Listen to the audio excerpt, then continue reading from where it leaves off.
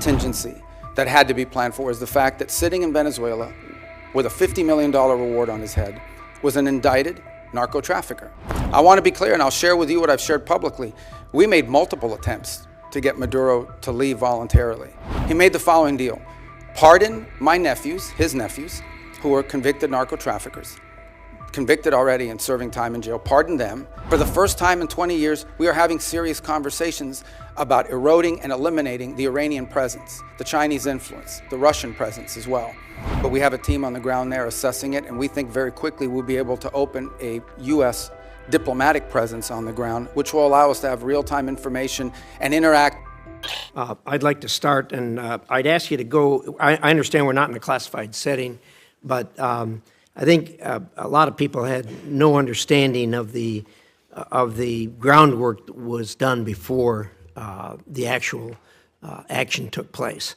I was incredibly impressed with what you told me about how you, the president, negotiated with parties there on the ground, particularly the parties who were going to be in charge after Maduro was removed.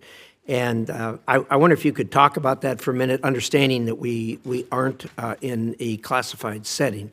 And I'd like to, if you could, say a few things about Well, one of the things I've come to maybe more fully appreciate than I didn't when I was here in the Senate was the number of contingencies that the Department of War plans for all over the world. The overwhelming vast majority of them will never come to fruition, but there's all kinds of contingencies that are planned for.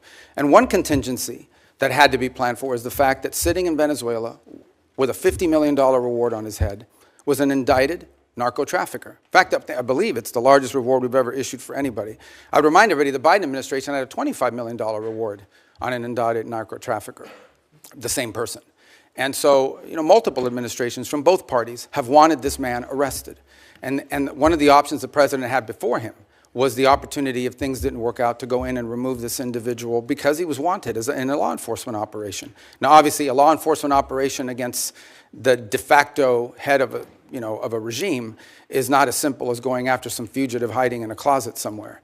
It required planning, and it required eliminating anything that was a threat to the forces that were going in to extract him.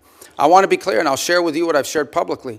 We made multiple attempts to get Maduro to leave voluntarily and to avoid all of this because we understood that he was an impediment to progress. You couldn't make a deal with this guy. Okay? This guy has made multiple deals. He's broken every one of them. As a point of example, he made a deal with the Biden administration, and here was the deal that he made. It was a bad deal. We knew he wouldn't keep it. He made the following deal: pardon my nephews, his nephews, who are convicted narco-traffickers, convicted already and serving time in jail, pardon them, pardon and release Alex Saab, who was his money man, his bag man, primarily in charge of the portfolio with Iran. Release these people. He, in turn, agreed to release some political prisoners, which he did. Many of them were subsequently exiled or rearrested, and that he would hold free and fair elections, which he did not. In fact, he basically disqualified Maria Corina Machado and any other candidate, and Edmundo Gonzalez ends up being the nominee for the opposition party simply because they forgot to ban him, and they forgot to put him on the ban list. And then despite that, he loses an election that everyone around the world recognizes as an illegitimate election. So he's made previous deals. In fact, he's broken so many deals, not even the Vatican has been willing to interact with Maduro in the past because he's broken so many of these deals. He's just simply not a guy you can make a deal with. He had no intent of keeping it. What he wanted to do was tap us along and buy 3 years of time until he could deal with a new administration that he thought may be more favorable, et cetera. He was an impediment to progress. None of the things we're talking about now, not the release of political prisoners, not the transition of the oil industry to a legitimate oil industry, not the erosion of Iranian, Russian, or Chinese influence. None of these things would have been possible as long as Maduro was there. And so this was one option that was available to the president after exhausting every other option to remove this individual from the scene.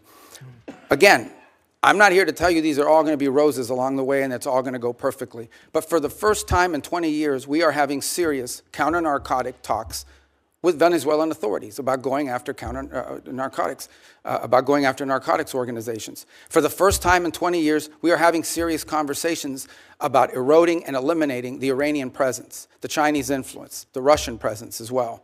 In fact, I would tell you that there are many elements there in Venezuela that welcome a return to establishing relations to the United States on multiple fronts. We are at the end talking about a Western country that has a long history of cooperation and work with the United States. At one time, Venezuela, pre-Chavez, was a very strong U.S. ally. And we hope to get back to that point. We're not there. This thing still is in its infancy. But I certainly think a lot of progress has been made in that regard. I was impressed with your description of the fact how careful you were in the operation not to dismantle either institutions or infrastructure because you wanted to see the Venezuelan people take that over and get back on their feet again. I think that was really a wise decision to make and have it as surgical as it was. The last thing I'd ask about, if you could touch on for just a minute, is I know you spent a considerable period of time negotiating with the people that were going to do day-to-day operations, the Venezuelans who were going to fill the vacuum. How's that going, and how do you feel about where we are there? Well, first of all, let me understand something. I spent 14 years in the U.S. Senate going after these people pretty hard, along with many of you. So, I mean, I understand who they are, and I understand this portfolio from a personal level quite well. So we're very realistic about what we're dealing with here. We also understand that in geopolitics, sometimes that's required. And in this particular case, there are an alignment of interests. And we certainly think that the approach we're taking is preferable to some of the other alternatives that people speculate about or fear. And I would say at this point, I do have to characterize, again, being realistic, clear-eyed, and understanding that there will be impediments and unexpected events along the way. What we have found so far is cooperation, respect, dialogue, and it's not just me. As has been reported in the media, Director Ratcliffe traveled to Caracas and met with leaders there and discussed important items of potential cooperation. I've also discussed, and I think I've alerted some of you, that we have Laura Dogue, who was our ambassador to Nicaragua in the past and to Honduras, will be taking over the Venezuelan Affairs unit, first in Bogota, but ultimately in Caracas. We've had a team on the ground already there. We already had 70 locally employed that sort of maintain that facility, but we have a team on the ground there assessing it, and we think very quickly we'll be able to open a U.S. diplomatic presence on the ground, which will allow us to have real-time information and interact, by the way, not just with officials in the regime and with the interim authorities, but also interact with members of civil society, the opposition. We think we're going to be much further along when we get them along the way. They've been very cooperative on that front. Obviously, there's some hard asks along the way. We'll see what the response is to those. But whether it's General Kane with his counterpart, or Director Ratcliffe, or myself with Delcy Rodriguez, we've established what I think so far has been a very respectful and productive line of communication as we go through this stabilization phase and towards the recovery phase. But there's a lot of work to be done here. And we ultimately are going to judge actions, not words. And that's what we're hoping to work towards.